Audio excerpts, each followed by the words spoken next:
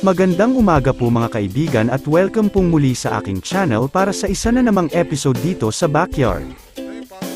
Sa sinundan na video ay ang pagpapabulog sa inahin na sinunay ng isang boar for hire. Bago sila umalis ay mag-take advantage na muna kami sa pagpahid ng sako sa katawan ng barako para kumapit ang kanyang amoy. Ganito ang ginagawa namin, pinapahid sa katawan ng barako ang sako para ipaamoy sa mga inahin o dumalaga.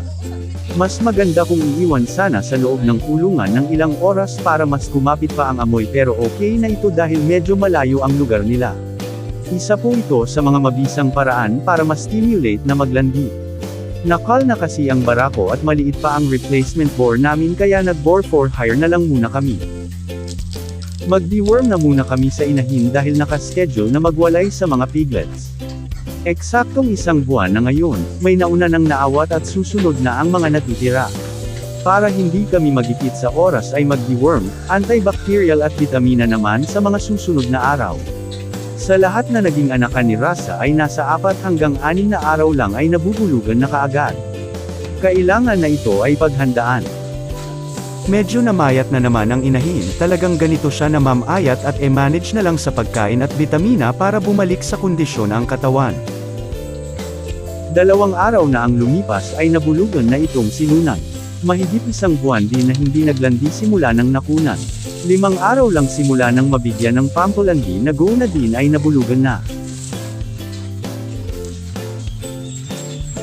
Ito naman si Mars at ang sako na nakita ninyo sa unang bahagi ng video. Na-expose siya sa barako at pinaamoy din ng semilya dahil may excess seminal fluid na lumabas ng mabulugan ang katabi. Pinapaamoy din itong sako araw-araw kaya ay nagkaroon ng magandang resulta. May discharge at pamamagana sa kanyang ari. Mahigit 1 buwan ding hindi naglandi dahil naglugan. Tapos na ang kanyang paglulugon at eto na nakikitaan na ng mga senyales ng paglalandi.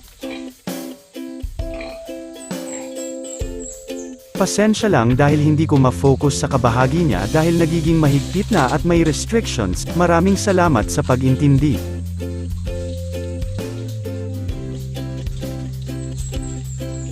Isang magandang development ito dahil nakikitaan na ng mga signs ng paglalandi. Sana magtuloy-tuloy lang hanggang sa mag-standing heat para halos sabay-sabay silang 3 na manganak sa awa ng Diyos.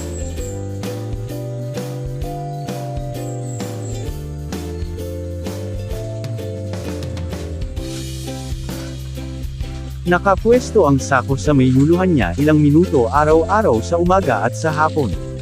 Maganda dahil natural lang siya naglandi, hindi na tayo magbibigay ng go na din katulad sa katabi.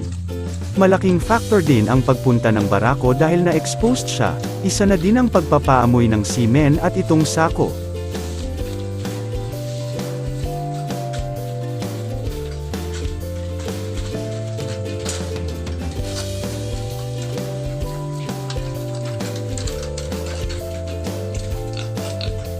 Sa sunod na araw ay magbibigay kami kay Rasa ng antibacterial na Robipen Strep.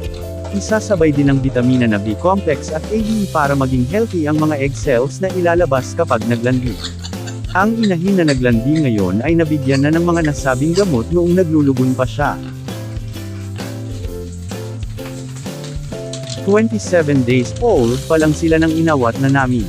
Nauna sila dahil sila yung mga nangbubuli at malalakas sa grupo. Isusunod naman ang mga natitira mga 2 araw pa siguro.